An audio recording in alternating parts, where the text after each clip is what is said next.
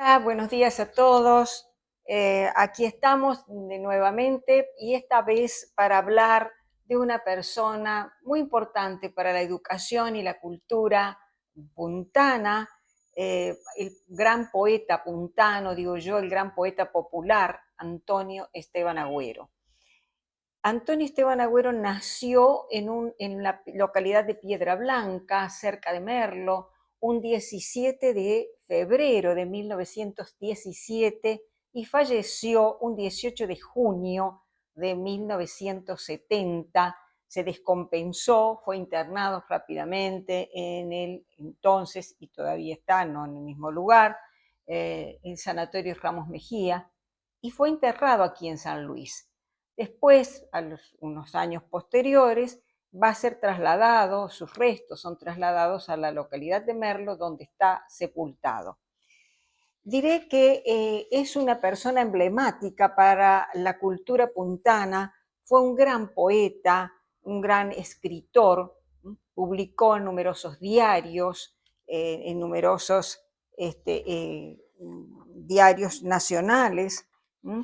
Fíjense lo que dice nuestra editorial en la Universidad Nacional de San Luis, en la nota biográfica de él. La biblioteca nuestra tiene el nombre de Antonio Esteban Agüero y desde allí entonces la universidad nuestra ha publicado esta nota biográfica. Dice: poeta y prosista, obtuvo distinciones por varios de sus trabajos: Retrato de una dama, obtuvo el primer premio en poesía y medalla de oro en 1947 en la Dirección General de Cultura de Córdoba. Las cantatas del árbol y romancero de niños fueron galardonados con el primer Premio Nacional de Literatura Regional, máxima distinción a que puede aspirar un escritor residente en el interior del país. En 1958, la Dirección Nacional de Radiodifusión le otorga la medalla de oro por la mejor conferencia de carácter histórico. Este dato para nosotros como sanmartinianos no es menor. Entre sus principales poemas y publicaciones se destacan 1937, Poemas lugareños, en 1938, Romancero aldeano, 1939, Pastorales, 1946, Romancero de niños, Las cantatas del árbol, como no, en 1953, que la vamos a ver brevemente. Un hombre dice a su pequeño país, publicado en 1972. Esta es una publicación post-mortem, como pueden advertir, muere en el 70 el poeta. Esta es una publicación que hace su esposa, Rosita Romanello, en el 72. En el 73, Canciones para la voz humana. En el 78, Poemas inéditos. Estas tres últimas, todas fueron publicadas por Rosita Romanella, como digo. Decía yo también que el poeta escribió y colaboró con numerosos diarios nacionales, entre ellos La Prensa, en Buenos Aires, por supuesto, revistas y periódicos argentinos y extranjeros.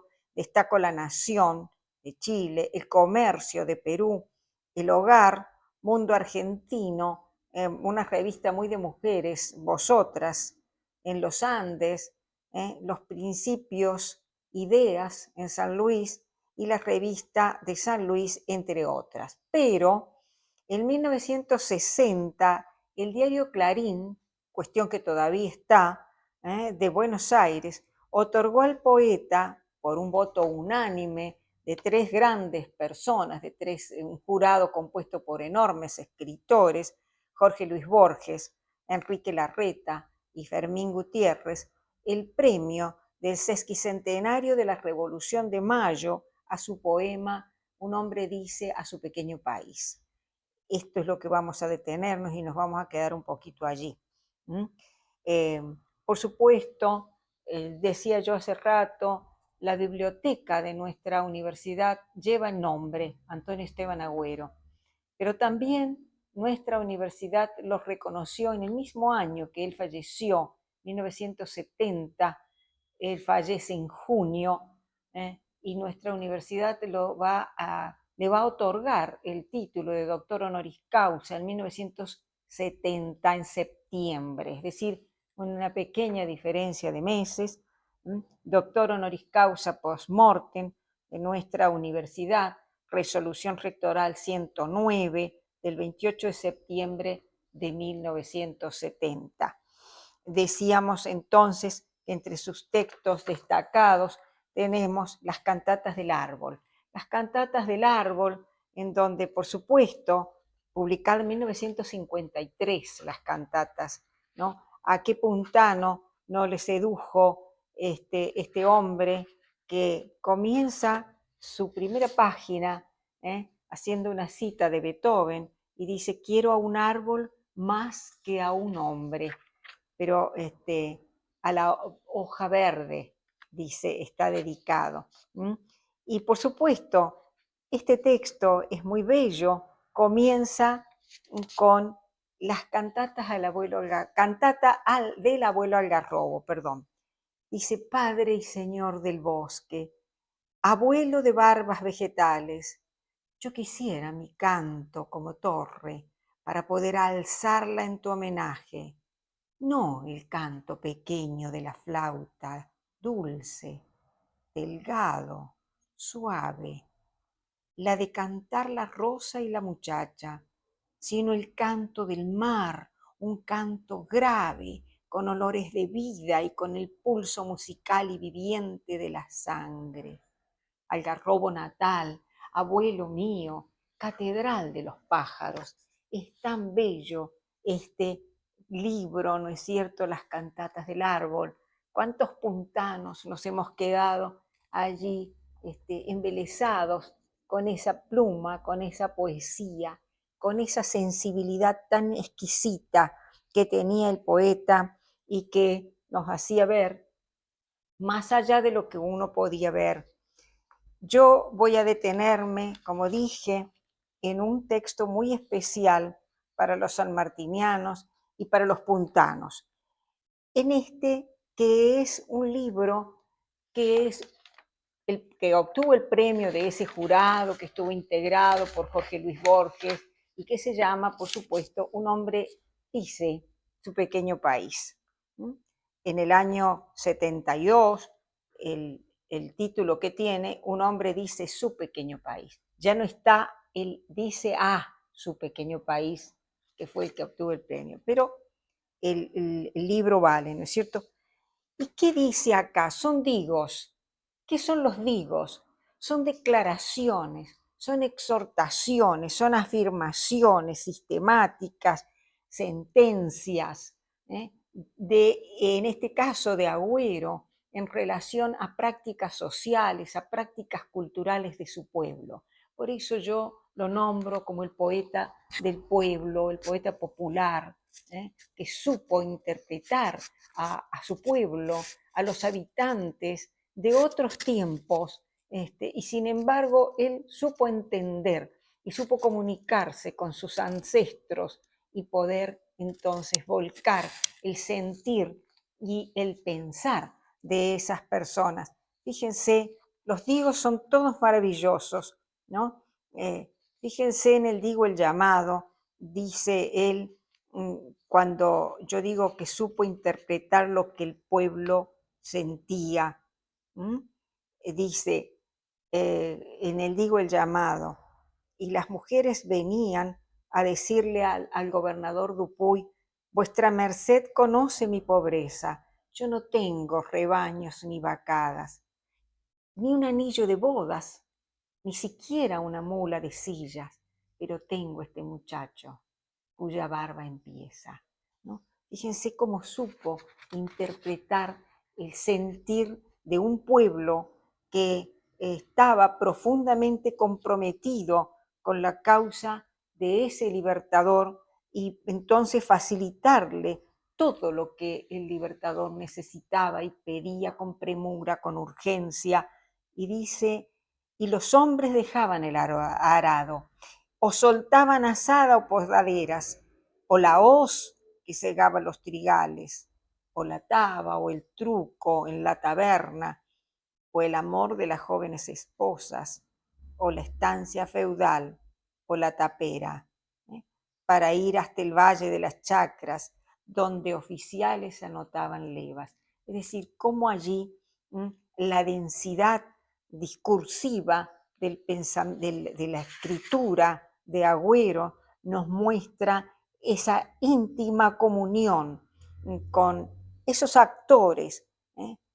Que están tan alejados de él en el tiempo, pero sin embargo también lo muestra la función discursiva, ¿no? Sin embargo, él cómo puede comunicarse, cómo puede entender, y allí está la sensibilidad maravillosa de este poeta que comprende a las mujeres, que es capaz de traducir en palabras y ponerlo en estos digos tan hermosos, ¿no? Cuando dice las vivencias, la solidaridad, la generosidad de los peones, de los obreros, cuando se reúnen al final del día y al final de las jornadas, para poder ocuparse tal vez de la construcción del hogar de los hermanos, en la minga, en la reunión de la minga, esa reunión tan maravillosa que tenían los obreros.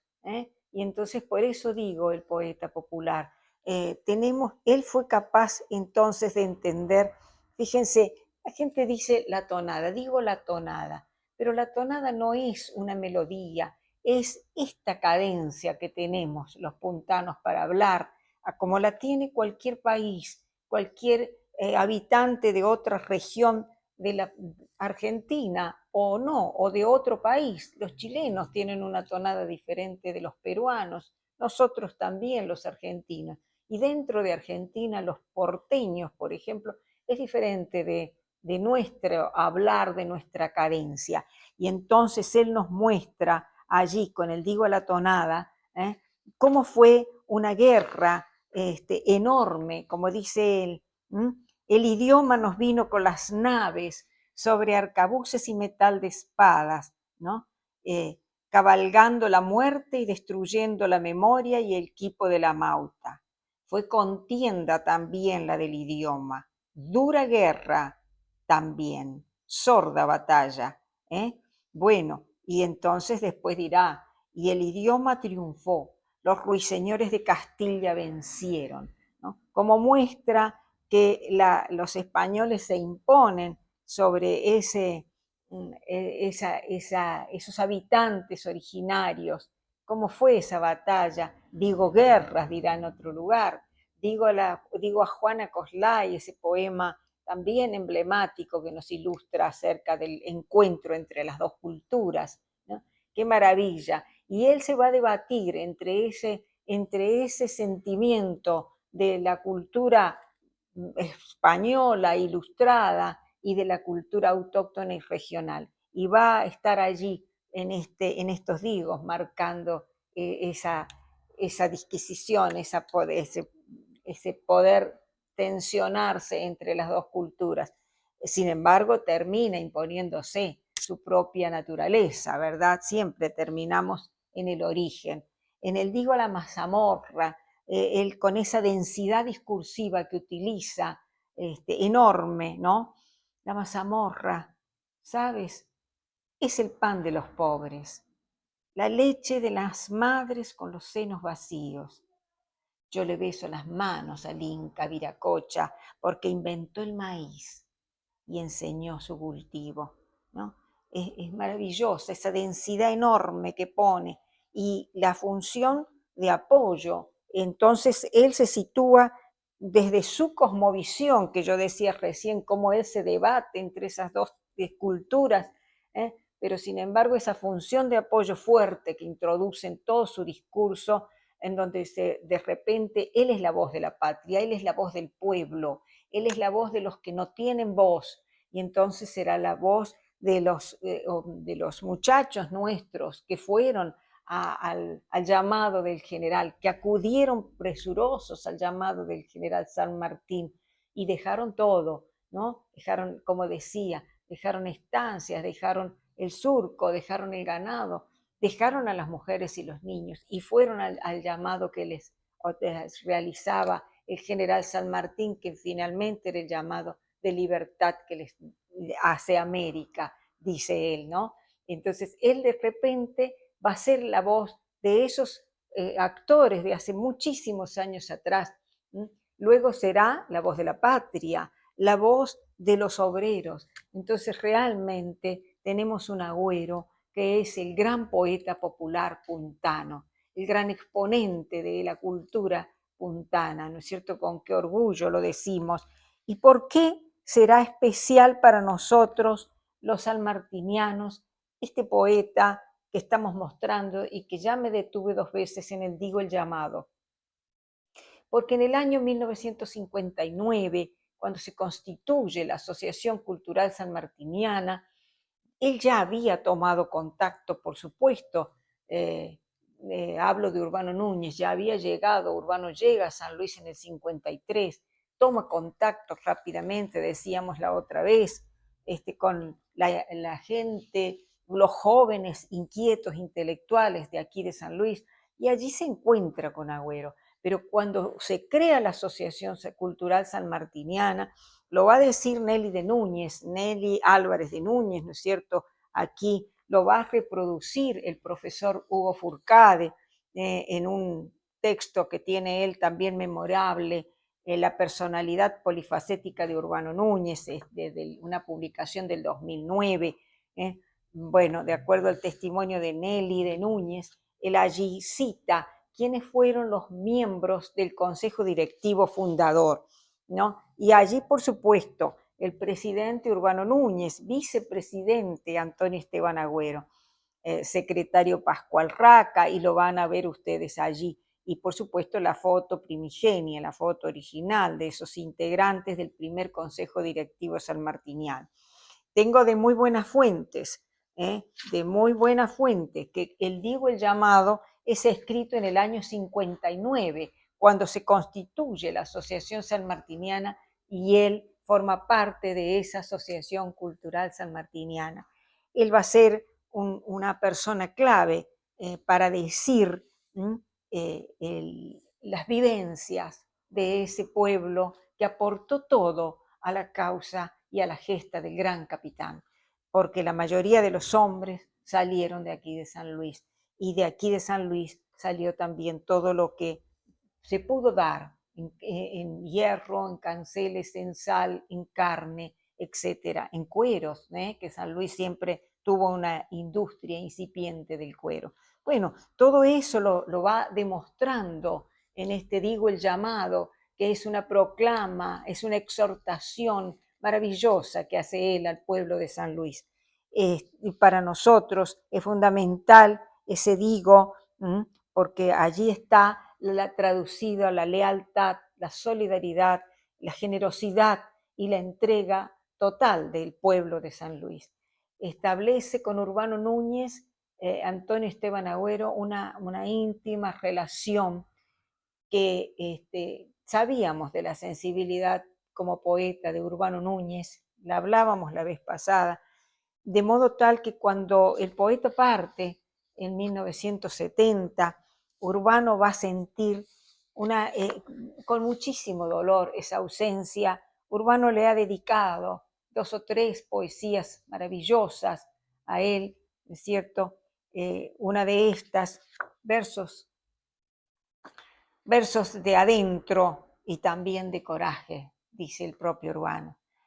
Y allí dice: al fin, después de tanto desangrarte cantando, te has quedado sin voz en la garganta, sin el asombro en tu mirar de niño, sin el fervor de guerra en esos labios que convocaron al río y la montaña para que vieran a los hombres todos en la minga feliz de los hermanos. Allá en la calle de los sueños hondos, allá en la calle de los versos mansos, como rasga las nubes el relámpago, se quebró tu cansancio, y sobre el polvo de tu tierra amada caíste para siempre liberado. ¿Cómo habrá sido el grito de los molles y qué noche el revuelo de los pájaros, la arena, el sol, los cerros, tu fortuna. Todo se fue borrando, todo quedó cautivo en tu silencio de celeste alfajalero solitario. Hasta el viejo algarrobo que tú volviste eterno con tu canto, lloró en calandria y en zorzal el miedo de tu tremendo desamparo. Inútil greda, yerta golondrina, tu mano ruda se durmió en la mano que conoció el temblor de tu esperanza cuando andaba sediento, interrogando por el mundo de Dios y el rumbo de Dios. Ese rumbo de Dios que iba a tu lado. Ahora estás muerto, muerto y sin canciones que les quiten el sueño a los tiranos. Ahora estás muerto y nadie habrá de verte malherido de vino y desengaños. Vagar por esas plazas, vagar por esas calles, buscando, siempre buscando, el cielo que era tuyo y te robaron. Duerme, poeta altivo, en tu gloriosa catedral de los pájaros, donde ahora, sin miedo, te proclaman Señor del canto, refulgente bardo. Duerme, poeta, y no me digas nada, si bendigo tu lucha con mi llanto, donde brillan las lágrimas de aquellos que no te comprendieron y en vez de amarte, ciegos te mataron. Eso escribe Urbano Núñez, responso para un poeta en la muerte de su gran amigo, de su gran compañero de sentires en relación al pueblo de San Luis, ¿no? Qué belleza de poesía, la de los dos. Solamente quería mostrar que el pasaje como vicepresidente de la Asociación Cultural Sanmartiniana de San Luis, del poeta mayor de San Luis, como lo llama el pueblo de San Luis, no fue un pasaje nimio, ni fue un pasaje al azar. Sin dudas colaboró con esa ardua tarea que se había impuesto todo el Consejo Directivo Fundador, que fue la creación de los clubes sanmartinianos escolares, que son el semillero para que allí se cultiven los valores al padre de la patria, el pensamiento y la cosmovisión del gran general San Martín. Este año que se cumple el bicentenario de las normas, de las máximas del general San Martín, ese conjunto de normas de conducta para su hijita, nos muestran los ideales, los valores, el modelo de hombre. Bueno, de todo eso se ocupó este hombre que fue también ministro de Educación, ministro de Cultura, que fue director de Cultura y como lo señalábamos hace un rato, él también transitó la administración pública. Fue, entre otros, presidente del Consejo Provincial de Educación en el año 55-56, director de Cultura en el 57, ministro de Previsión Social y Educación y ministro de Gobierno entre el 58 y 59, allí cuando él ya integra la Asociación Cultural Sanmartiniana. Entonces, pasaje que no fue una cuestión al azar, como decía, sino un pasaje tal vez breve, pero productivo, muy productivo. Y si no, volvamos a Diego el llamado y a ese sentir profundo y a esa unión maravillosa y a esa comunión espiritual que él siente con ese pueblo de San Luis que lo ofrenda todo en pos de la libertad americana. Muchísimas gracias. Digo el llamado.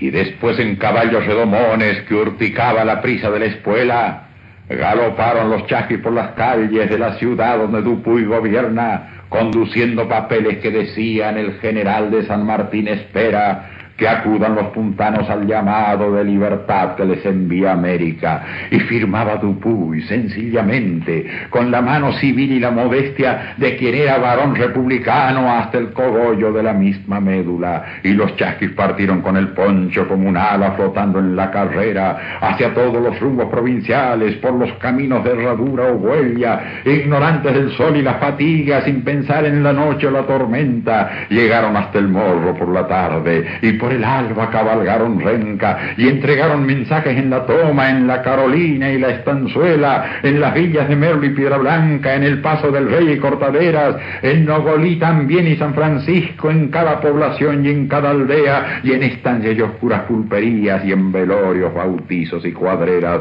donde quiera paisanos se juntaran en solidaria diversión o pena.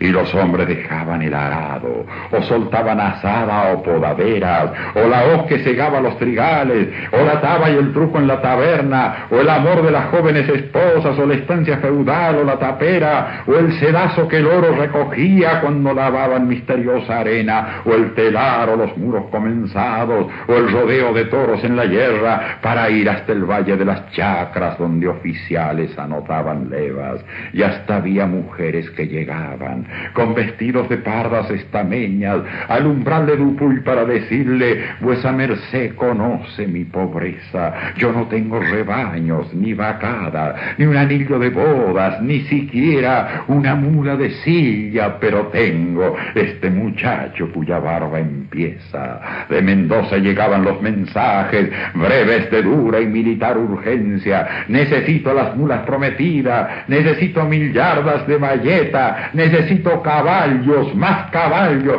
necesito los ponchos y las suelas, necesito cebollas y limones para la puna de la cordillera, necesito las joyas de las damas, necesito más carros y carretas, necesito campanas para el bronce de los clarines, necesito venda, necesito el sudor y la fatiga, necesito hasta el hierro de las rejas que clausuran canceles y ventanas para el acero de las bayonetas, necesito los cuernos para chifle, necesito maromas y cadenas para alzar los cañones en los pasos donde la nieve es una flor eterna, necesito las lágrimas y el hambre para más gloria de la Madre América.